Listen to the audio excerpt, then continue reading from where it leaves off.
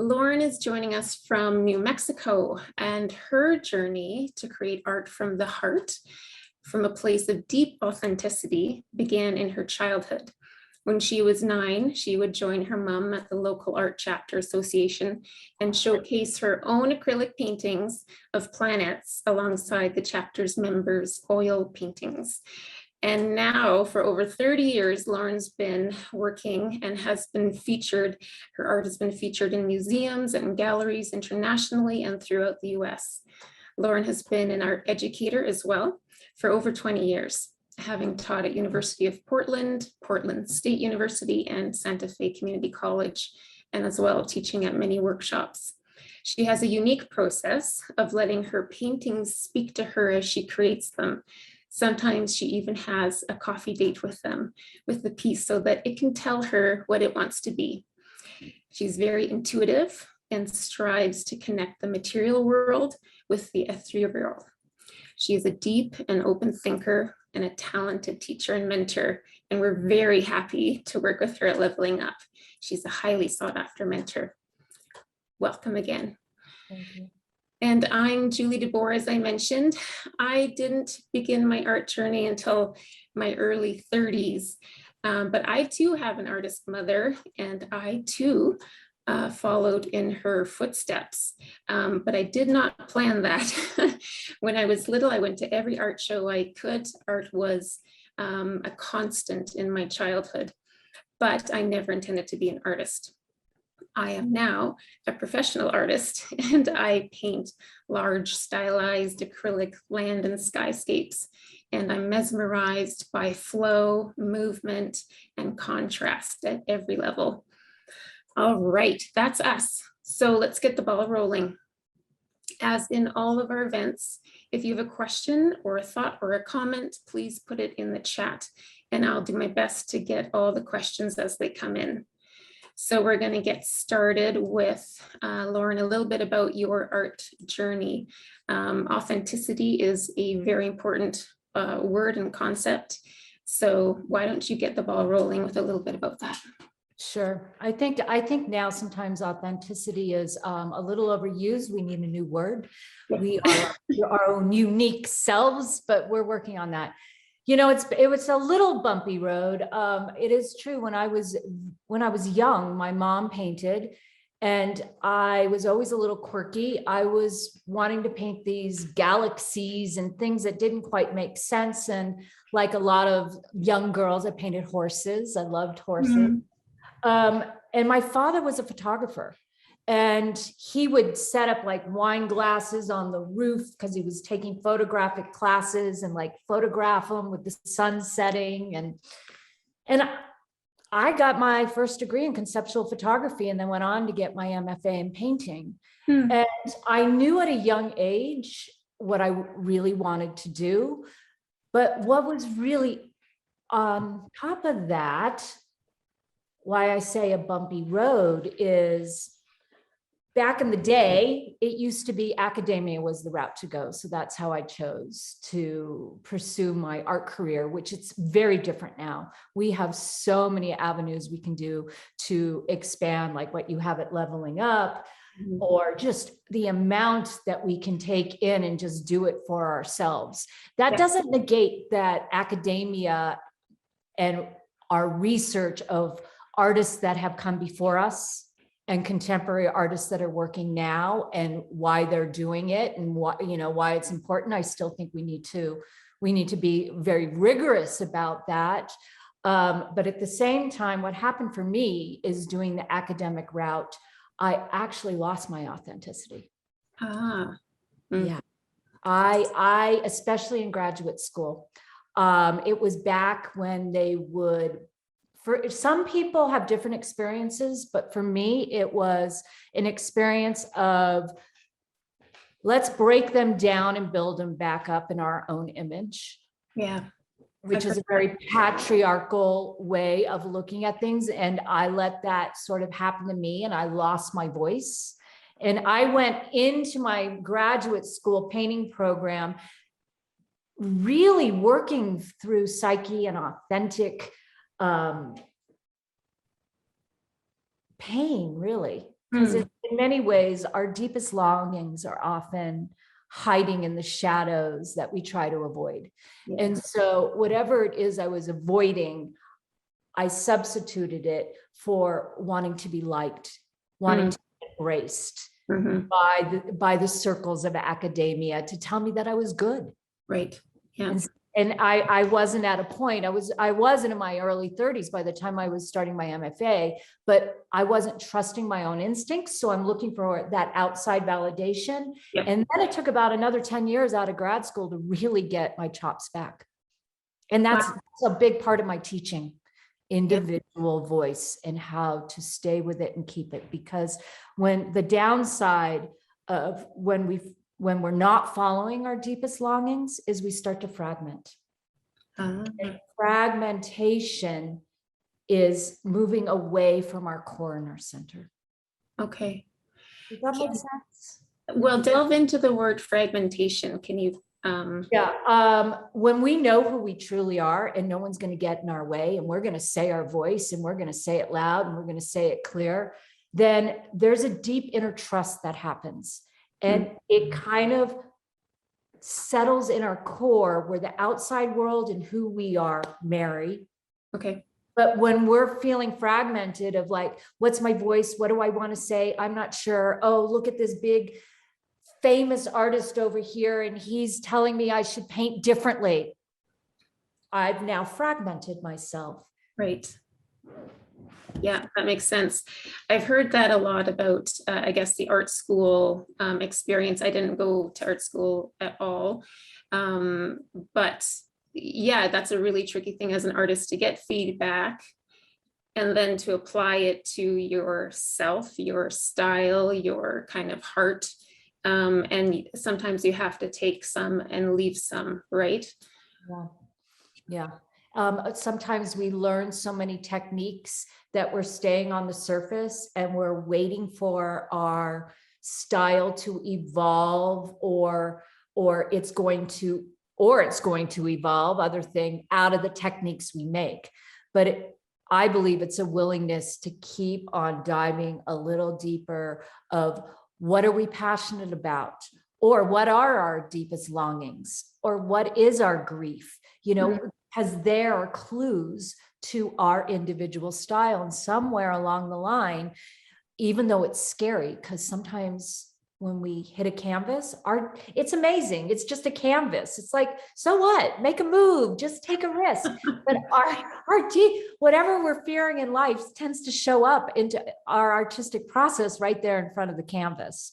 And it's not about pushing the fear away. It's like, okay, let's have a cup of tea. What's this about? And then exploring imagery that might just be yours and yours alone. But because it seems so foreign, it's like, oh, what if somebody sees that and can see me? Like we want to be seen as artists, but then again, sometimes we don't want to be completely seen. As being completely different. And that's part of that authenticity, right? Or your true self. I think artists are the most courageous people on the planet because that's exactly what everyone is trying to do. I think we're all trying to get there where we can put our heart on the canvas with boldness, without apology, right? And to let it be judged by others really is what's happening. That's a hard job to do well. And sometimes what happens, and I've done it myself, is we realize after a while, after getting our techniques and our chops and exploring a little bit, that we're making pretty good paintings. And then we have to ask ourselves, are these just good enough paintings? And how do we get them to the level of excellence? And I heard something once, and it always struck me. It's the difference between a good painting and a great painting are 5 bold moves. Yes, I've read that. Yeah, yeah. Okay, so I read that on your website actually, and I want you to dive into that. But also, if I understood correctly, you take that concept and apply it not just to a piece of artwork, but to the job of being an artist. That, you know, what are the 5 bold moves you need to make in your life or your art to get further along authentically. I think I also take that in my teaching practice as well, because I ask more of myself. And so I'm asking more of, let's say, you come to me with a piece and you know that compositionally it's excellent. And then I start asking some deep questions like, is this really what you want to paint? What could you do that's really quirky, that feels very uncomfortable, and it's not, and it might not work right away? You start to feel uncomfortable, right? You know, how we build our confidence is just by reaching out of our comfort zone each and every time. So to discern what it means for me to reach out of my comfort zone and to be a little provocateur sometimes with those that I teach or mentor, and not lose them. How can we all kind of carry on together? And some of those ways is by storytelling my own insecurities, my own risk taking where I have failed, because if we haven't failed, then we're not growing. That's right. The road to success is strewn with failure. Do you mind if I ask about that? If you're comfortable sharing a bit about that for yourself, the insecurities, the failures, how you pushed yourself to be honest, I guess, or whatever the right word is there. I remember I had graduated, I had finished my MFA, and I was part of Portland, Oregon, which is in the Pacific Northwest here in the United States, art scene. And it was a raging time in the 1990s of minimalism. Okay. And it was really about thought and thinking and ideas. And I was over in the corner wanting to express metaphysics, a spirituality that was born out of abstract expressionism in many ways, but it was discouraged. It was a time where I was called woo-woo. Ah, that's not nice. And so it was a label where I was then trying to make work that would fit into my milieu, to my peer group, and to a regionalism of what was happening in my community. And I was about to quit. Like there's that fragmentation I was talking about earlier. I was making work that was very surface oriented, not investigating kind of this internal metaphysical process of spirituality, of orbs and spirits, and my deep belief in reincarnation and how we have visitations, all that.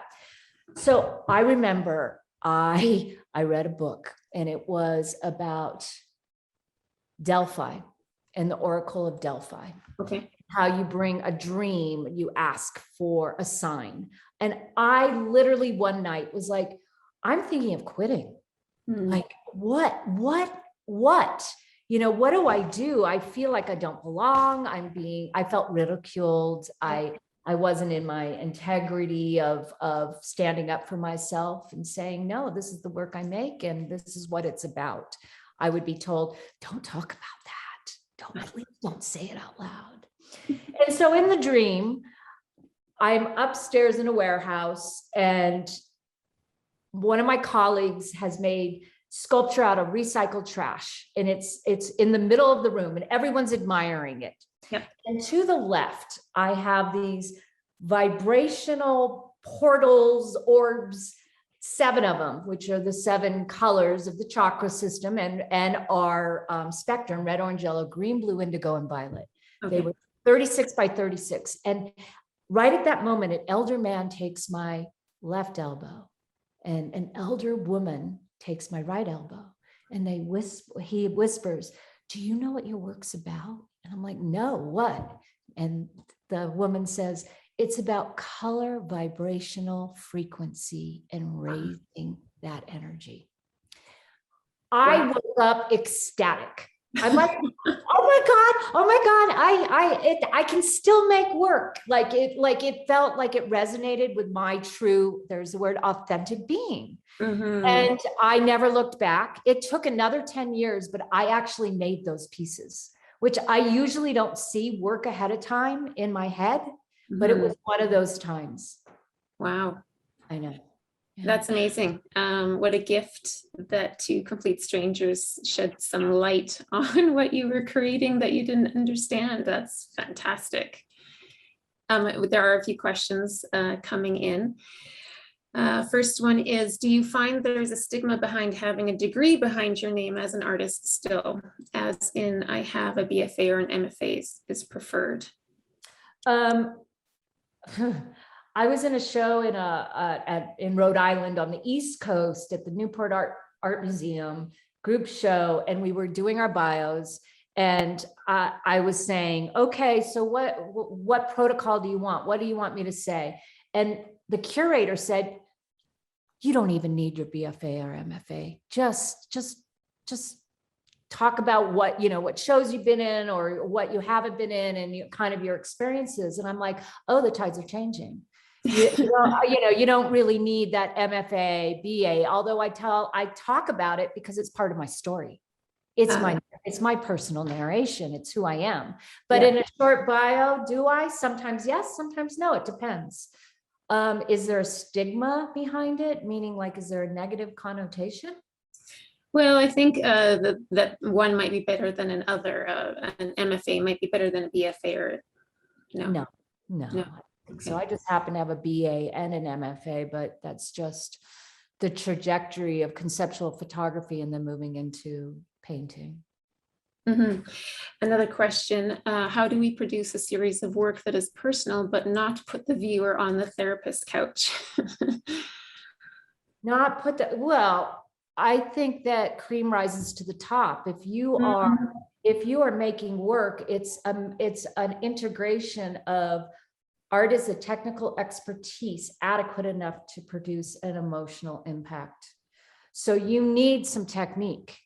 And then you need to start exploring your narration and what you want to say. We don't want to throw up on a canvas, and we don't want to be at just, unless design orientation is true to you. We want to be able to kind of balance the two, if that makes sense. You don't have to give everything away in the kitchen sink and every single piece that you make. You can do a body of work that has a certain theme, and you just explore it with the most intensity that you can. And then you stand back and you discern what paintings work, which ones don't work. How do I bring these to completion? But I feel sometimes beginning, sort of like writing your first draft of a novel, you do it all in your underpainting, and then you kind of see, is there something in here that gels? And you edit and you edit and you edit. Do you ever bring anyone into that process, Lauren? Sometimes, yes, I do. It used to be my gallery dealers often, and they would pull pieces before I thought they were done. And I do think, I was still so early in my career that feedback was imperative. And I really appreciated having mentors I trusted that could help me along that route. I think now, sometimes I bring in trusted colleagues, and often, my students, it's a reciprocal. What do you think of this? Here's my idea. Where do you think it's going? When we're in a safe container, it's wonderful to be able to do that. Yeah, and imperative for an artist to have, of course, this is leveling up at the heart, right? It's imperative that we have someone that we can be honest with and trust. But sometimes the work takes on a life of its own. And what I mean by that is, I remember I was preparing for a show in Portland, and I was thinking about cardinals. I don't know why. The Catholic Church was having its downfall of the time with the cardinals, And I was also thinking about cancer. Hmm. I'm like, I don't know what's going on here. I'm painting. Okay. It's sort of, when you're painting and you kind of have that stream of consciousness of the right brain. Hmm. And it sort of sat in the corner. And I remember his name's Mark Woolley. Unfortunately, the gallery has closed, Portland, Oregon. He comes in and he goes, that piece. And I'm like, really? Well, I was thinking I might go for, nope, that piece. And so he takes it, it becomes the card piece, because I started really seeing, oh, I see the value of that in the rest of the body of work. And it was in the newspaper, and someone saw it and came to the preview and bought it immediately. And this is one of my favorite stories. And she writes me a poem. I'll never forget this. And she said, I have cancer and that painting was made for me. Wow. And this gets to when you Yeah. step out of your own self, allow, for me anyway, allow a conduit to take place. It becomes a relationship. And then I realize, oh, wow, I stick with it and allow kind of risks. It's not just me throwing my therapy onto the couch, that we are all connected. And sometimes we make work that speaks to somebody else. Yeah. Yeah. Oh, what a privilege. Fantastic. We have a comment and a question from one of our members, Anay. Her comment is, this is speaking to me so deeply. It's scary and exciting to think about unleashing and discovering your own artistic voice. So thank you from her. And then her question is, are there exercises you would recommend to help unleash or discover your artist's voice? I think one wonderful exercise, which has to do with intuition, is to write down a question that you might have, even if it's in your painting process. How can I get deeper? What does this painting want? And to start practicing getting out of our own environment, even if it means like walking outside and seeing the messages from nature, a tree, a this, a that. I remember I was practicing this once. This was interesting. And I walk out and I look over and I notice someone had discarded trash all over the side. And I'm like, well, that message can't be for me. And then I looked again and I'm like, oh, you're carrying your baggage into this piece. Just, what is all these little clues that are out there that can inform us? So that intuitive practice can be built up like flexing a muscle. And I believe that is the gateway into deeper authenticity. Listening differently, if that makes sense. Yeah, I like that. Listening differently, Anay. Listening with your eyes. Listening with your eyes, like the branches of a tree and how they sway. And you're like, what are you saying? And then you just like, it's almost somatic in your whole body, like feel it. Yeah, and I think as artists, it's a pretty unique ability, I guess would be the word, to interpret, I guess, or translate what we're experiencing and putting that on the canvas.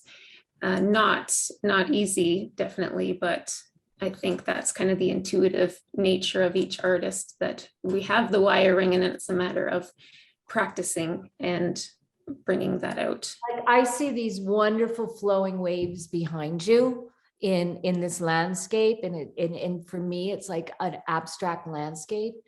And if you were like, where's the next step in this evolution, I'd go, Julie, so where are those waves going and what does that represent for you? And not to answer immediately, but to take it in. And when you go outside, does it speak to you in the clouds, the trees, the land, your partnership, and then you get to like the core essence of the meaning behind it that can lead to the next body of work. Okay, well, I'm going to dwell on that question. I already have an answer, but I'm going to dwell on it. So because you are tapping into such a kind of a deep part of you, is it difficult for you, once you've made either the painting or the body of work, to part with it in the end because you are so tied to it? Is that a difficulty for you? No.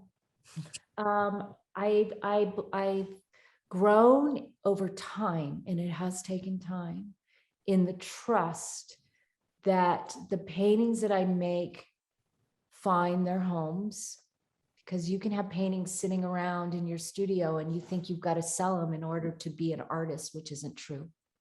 Right. Eventually, you need that trust. Trust is faith, and faith is imagination. So within that imagination, I believe another painting is just around the corner. Mm. Yeah. How about having coffee with your painting? Can you tell me about that? Sure. I have an ego. We all have egos. I think there are healthy egos. And I believe once you start the painting process and there it is, and you're, especially if you get stuck, we want to figure it out with our left brain, with our heads. That's What right. does it need next? And if we sit down, it's a relationship. It's not just me putting my ego onto it. It's like, if I take the time and go, what do you want? I actually experience that it starts saying, well, we're kind of moving in this direction. And I know that's not where you wanted to go, but what if you take a little risk here? No, I want you to be like this. Well, could you just try it a little bit? And often when I do, it works. It's kind of like when I have one great part of the painting that I love and I'm holding on to it and painting around it, especially with abstract artists. That's usually the part that needs to go. And if it's important, it will come back. But if it's not, the painting was moving somewhere else.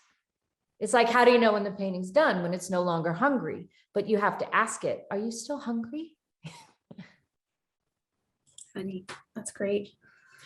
Another question came in. Do you have music on while you paint? I find it helps me be looser, more willing to leap. That's from Jen. Yeah, sometimes over the course of many, many years, I've gone from listening to news, which I don't do anymore at all. That's a bad idea. Well, I also believe that wherever you are energetically, it seeps into the painting itself.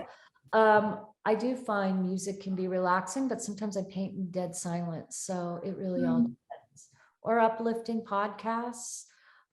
Music, I know some painters that paint just to jazz, and it's to be like Joan Mitchell, the abstract painter, she painted to jazz, and she had synesthesia anyway. Like and what that means is she would see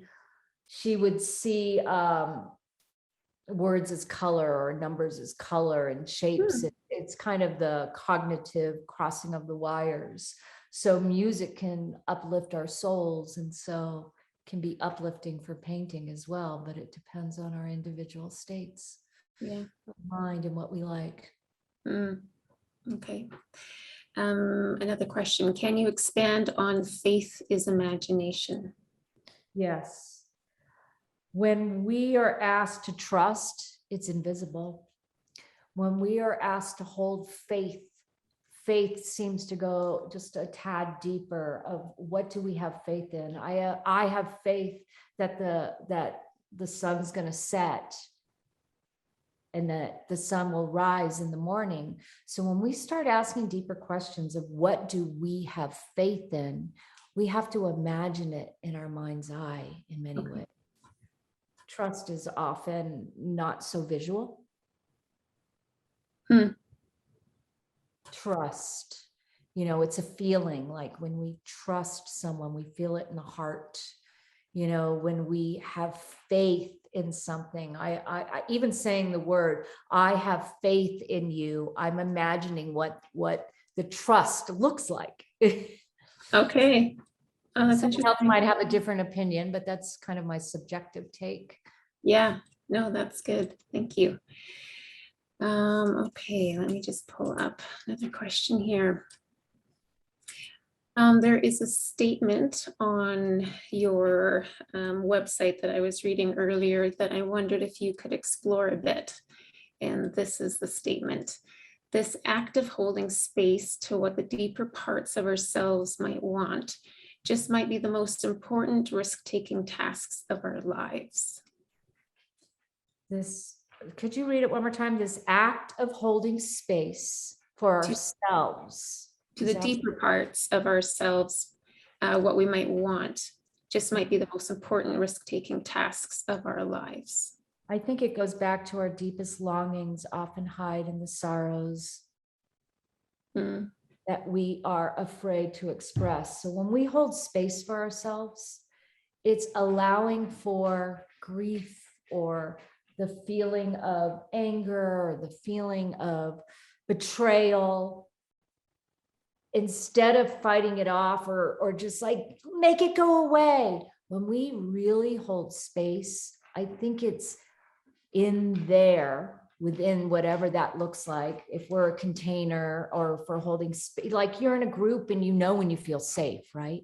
And so when we're with ourselves, I think our safety happens when we're willing to kind of push the edges and explore and sit with a feeling. And the painting might not be, I'm going to make an angry painting because I'm angry, but a sophistication starts to develop when we are able to discern our feelings and not push them aside. I'm wondering if that answered the question, because the second half of that question was, or the statement was, what was it, Julie? The second half? That it might be the most important or the most risk-taking task of our lives. Yeah. Most important risk-taking task. Yeah, because I think it's risky to look at our own shadows. And because it's easy to put the blame out there, but everything that's happening in the external world, all the chaos, everything is just mirrors of who we are inside. And if we're able to contain and own that, then I think we're taking a risk, and that it's actually the beginning for the act of healing for our humanity and planet as well. Yeah, I would definitely agree with that. Until we deal with, how you put it, our shadows, those are really barriers, I think, to growth and to vulnerability, right?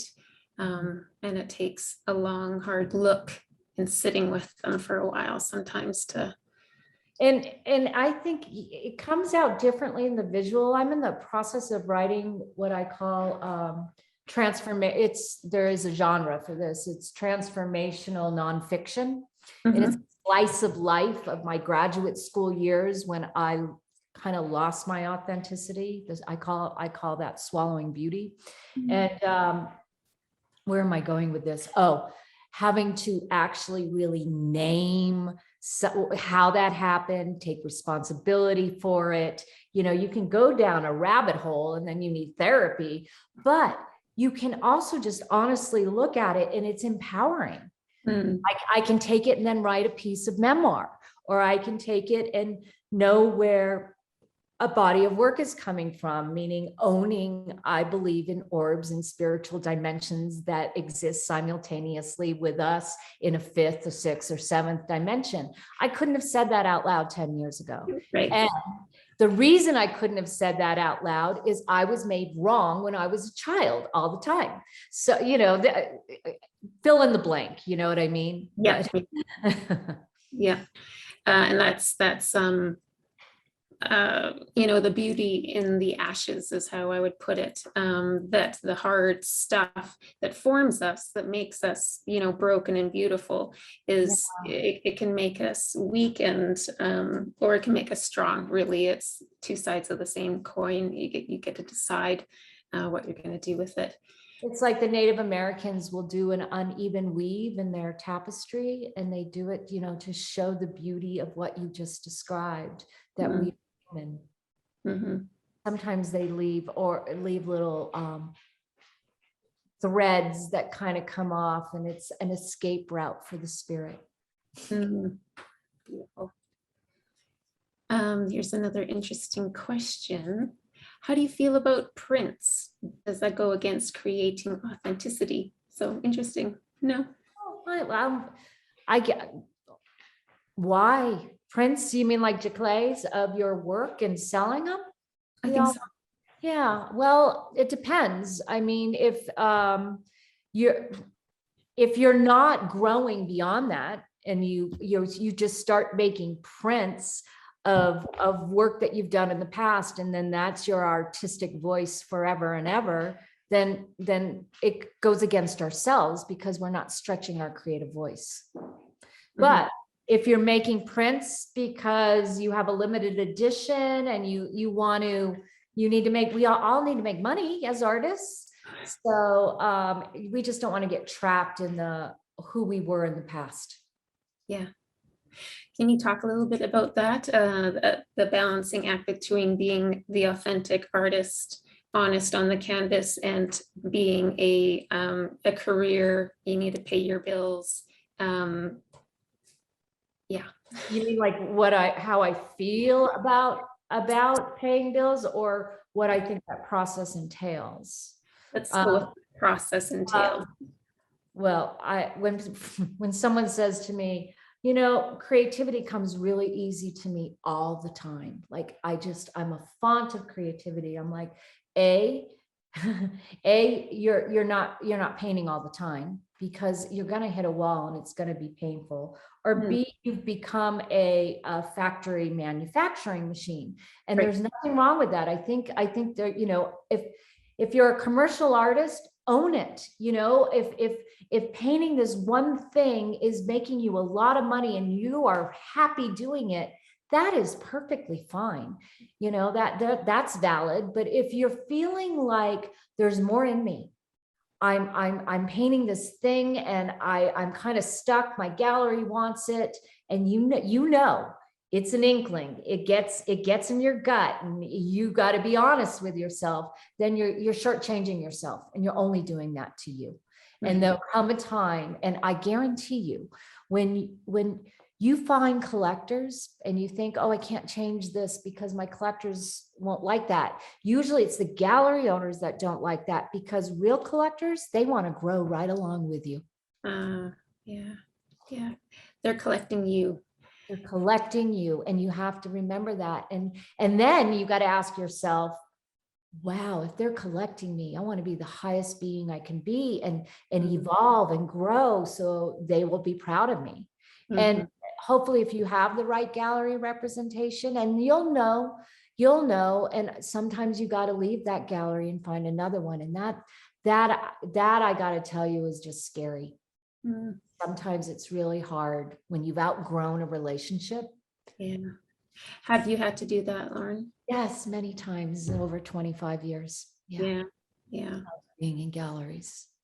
And sometimes for reasons that is not just about me outgrowing them, but just like any relationship, just like things you don't like how they're being run, or in the integrity of yourself or them, and you got to ask questions. And then you know, I do recommend you hold out and always kind of strive for something bigger, as opposed to staying safe in coffee houses forever, let's say, or find your milieu. Like, we don't want to shoot for galleries that are way out of our reach, but we also don't want to shortchange ourselves either. So you always want to be working on, how do I tell my narration, my story, my art statement, and present the best work, as opposed to showing them everything on your website. Right. You also want to discern and take things out. Remember, less is sometimes more. That's great. I had that advice quite a few years back, and I literally deleted 90% of what was on my website, and it did help. Oh, yeah. A great question has come in from Marcella.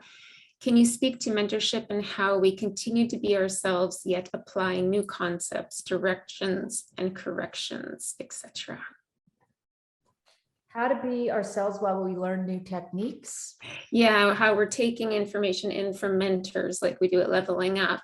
How do we maintain the authenticity of what we're creating while learning and adapting? Yeah, this is getting the experimentation, experiment wildly, right? But if we're working and we're really in the studio, or even our kitchen tables, and we're doing maybe something every day, we start to see what's interesting to us. If we're doing a technique And we think it's the latest and greatest, but encaustic is really time consuming, and you're doing that heat gun and it's getting monotonous, but you love how it looks after. You might want to question, maybe encaustic isn't the way to go. Is there another technique that gets that look? You know, after a while, it becomes a sensual experience. Do you like the feel of charcoal? If you're doing it again and again and again, and it's a technique that looks really good, you've got to take in your own body and response. For instance, I am a mixed media artist. I have a little bit of ADD. If I just paint, I overpaint. But if I have materials that I can grab and use, it suits me to who I am as an individual. So it's really about knowing who you are. Do you work quickly or do you work slowly and methodically? So that's slow and methodical. If you're doing layers and layers of encaustic, you're gonna take in quite quickly, this might not be my medium. Right. Yeah, and I something that I actually know Marcella, we're working together with we're in the same group. And I have found, since I've been getting mentored regularly now, that my hope was to speed up and become a little bit more intuitive, I guess. And what I've found is that I'm actually slowing down I'm putting a lot more time and thought into the beginning parts where I'm planning, sketching, thinking about color arrangements and whatnot. And then the painting comes together a lot more easily and quickly. That's really beautiful, because it's about you learning about your process. I had an instructor who told me, know your limitations, because they can become your strengths. I've pondered that for years and years and years. If you're really slow and you think you need to be faster, maybe you even slow it down more. And there's something in that that's truly yours, that you get to own and claim in what you do. I love that. Okay, another thing I have to ponder. That's good. Another comment or question here. I can't help but draw and don't need to sell art to survive. What defines an artist? Who defines an artist? Well, I'll go back to art as the technical expertise, adequate enough to produce an emotional impact. So if you're just making work for yourself, you want to explore what brings you joy, and what pushes you beyond your limitations. I think an artist asks questions, and an artist is not afraid to disrupt the social collective narrative of what is right and wrong. We are here to ask questions. So we don't get to have the outside world tell us who we are or when we become an artist. But when we are exploring deeply and marry the technique, we're pretty much there. Awesome. All right, just a reminder, guys, we have about 13 minutes left. I'm going to stay on the call when we're done to talk about leveling up and what we're doing and how we're doing it and how we're having a great time together and really launching our skills. So if you have more questions, stay on the line afterwards. And yeah, I wanted to ask you, Lauren, about the correlation between your dedication really to being authentic as an artist and your business success, I guess, as an artist. Did that correlate? Does it correlate? What are your thoughts? Sometimes I feel like I'm not authentic. We're all human, in that experience of graduate school and coming out of graduate school and really working to get representation. I was told my work looked like so many other people. And what I started to do is I started expressing and longing and researching and studying spiritual phenomena. And I worked hard on an intellectual level not to talk about it as completely woo-woo, but how to correlate it with quantum physics. And I began to make work that I felt was a translation between above and below, and what happens in the middle, and what goes on with sort of spiritual dimensions. And the more I just honed in, narrowed in, like I was saying earlier, I found that the paintings would eventually find their home, even if I didn't know what they were really about. And it's ebb and flow. To think, you know, in a career or a trajectory, if you're going to make this a longevity, to be selling all the time might not happen. And that might be when you rely on some of your prints while you're waiting for the next ideas to come, right? And it's been an ebb and flow. I mean, sometimes paintings, I still have paintings that are sitting back there in the racks. And if they're hanging out long enough, I will paint over them. Although I'm really working not to do that anymore, because it seems like in the last 5 years, every time I do that, it's really like I'm jinxing myself. I get an email, is that painting available? I'm like, are you kidding me? Nobody was interested in that for 15 years. Isn't that something, eh? You painted it 15 years before the person knew they needed it. And so I had a colleague, she's like, go get a storage unit. Better in the storage unit than you painting over it. And I'm like, you're right. Yeah, not a bad idea. Another question here. Lauren mentioned 5 things to do to take your paintings from good to great. Yes. And what are those 5 things? Well, those are those 5 extra marks. You have a painting, it's done. You come in and you're like, wow, what if I made that orange really bold? If it feels a little scary, you do it. You have to be willing to take it off the rails. This painting might not work at all, right? There's the risk. 5 extra marks, that could be bold color, that could be another shape, that could be something that is you might want to do, but that's like too quirky. That's gonna take the whole composition and not be balanced. Well, if you think about some of the greatest compositions out there, there's usually something that is a monkey wrench has been thrown in the mix, and you don't just do it once. You gotta start practicing it, and that is the risk taking that can be the scariest. And does that have to do with like first learning the rules so that you know when and how to break them? No, I believe there's always been there's guidelines in composition, but there aren't rules.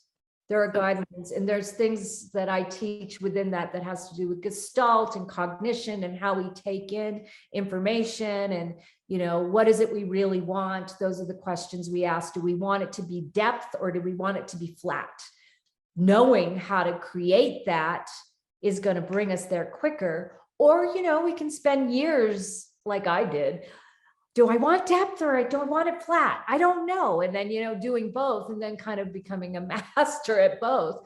But, do I want to have order in my chaos, or do I want chaos? And how does chaos actually work in a composition? I mean, those are questions with no rules, but guidelines. Okay. Yeah. Good clarification. You are writing a book, I hear. Can you tell us a bit about that? Yeah, that's the transformative nonfiction, the slice of life of a memoir of how I didn't trust my intuition, how I learned to be in the consensus of my, everything we've kind of been talking about, and the story of a lot about my grandmother. When she died, she did a lot of visitations, like literal spirit visitations, and how I didn't trust that. But over time, when I was willing to talk about it more, and the 10 years of hell I went through through graduate school. And after graduate school, there's kind of a slice of life of how I actually came back to my authenticity, to claiming who I was unapologetically. Lovely. I spent a lot of time apologizing. Yeah. I want to be liked, you know, we want to be liked. It's human nature. It totally is. Yeah. I'm an apologizer. What was the title of the book again? It's a working title, so Okay. yeah. Okay. We will keep our eyes open for it. Here's another question. I am never sure how to decide how much to sell a painting for. Oh, okay. That might be a different topic. That's okay. What is the question? About how to figure that out. Yeah, that's a tough one. Usually what I do is what you can do is research, how long have you been painting? Who are your colleagues within that arena that are working kind of, you know, at the same level, if you will, meaning, have you been painting 3 years? Are you showing in coffee shops? What are those others, you know, because you have a market, what are they selling for? Just know you can't go backwards.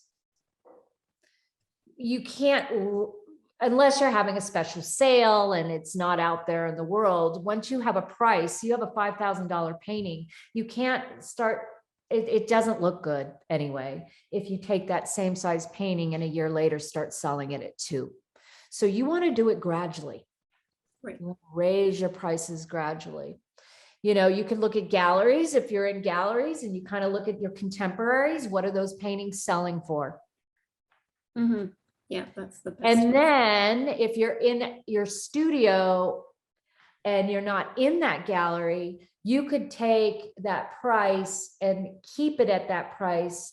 But as long as you're not in a vicinity of like 60 miles with a gallery that's representing you, you can give a discount. You know, galleries do 15%, you know, it's become standard. So you could take 15% off if someone's in your studio, but I wouldn't make a habit of like doing a 50% off or anything because it's out of your studio and not in the gallery. Not a good idea. Not a good idea.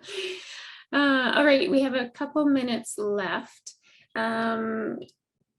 I'm wondering, since you do so much kind of teaching and mentoring of artists, what is the number one mistake you see happening in relation to artists, you know, finding their true self or their voice as an artist, or what is the number one sort of advice that you give emerging and aspiring artists? And I think I've said this in your forum before. Trying to sell your work too soon. Because you feel like it's cluttering up your studio and you're still searching out what your voice is and, you know, what your style is. Your style might change over time, but when you nail something, you know it. You'll know it inside yourself. Like, oh, this is epiphany. This feels right. This is, you know, this feels true to me. The best studio practice is a closed door. We spend too much time looking at social media and comparing and contrasting ourselves, and it F's up our confidence. Yeah, it really does. And it's not healthy. I think, you know, doing your business and looking at some, but if you know when you're spending too much time on there because you walk away not feeling good about yourself. Yeah, so there's a balance. There was a whole season where I couldn't go into galleries at all because I would come out feeling like such a schlep. Yeah, how come they get that and how come I don't, or I'm better than them and why are they getting the blah blah blah and I'm not. It's really not about that. We've got to get back to why are we doing this in the first place? And if it is because I just wanted to make this stream and I want them to sell, then you got to beef up your marketing. But if it is like, I want to make the best work I can and have cream rise to the top, and then you got to close that studio door and do that investigation I was talking about. And that doesn't mean not exploring mediums and being with mentors. But I think what I see the most of is people getting stuck because they're comparing. Yeah. And they want it so quickly. We live in an immediate gratification society. They want to be an artist, and they want to master everything in 3 minutes. It takes time. Sometimes, that maturity you can be showing along the way, but you've got to give yourself a break. You just relax into it. Enjoy the process. It's 80% part of all this. Process, the relationship you have to the work you make. And it shows, that connection to the work you make.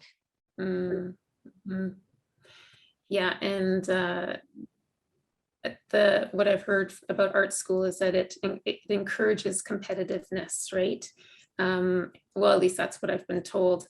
And even for myself, there was a time when I almost hated painting. I woke up and I was not excited to paint in my studio, and I knew something was very wrong in what I was up to. So, and that was a number of years ago, but yeah, it's a real problem if you're an artist and you have the privilege of painting, if you're not enjoying it. You want to find connection. You want to find a community of support. And I also say it's not asking your husband if he likes your painting, because it can really stop you in your tracks. When I teach my live workshops, number one rule is we don't comment on each other's paintings. Because if you say, I love that, you know what that does? Let's say you were getting ready to do that blue mark. Now you don't, because somebody likes it, because we want to be liked. Right. It's normal. But if we just allow for each other and witness that we all go through insecurity, we all stand in front of there going, this sucks. I'm the worst artist on the planet. What am I thinking? Who do I think? Not everyone does that, but a majority of us will have moments like that.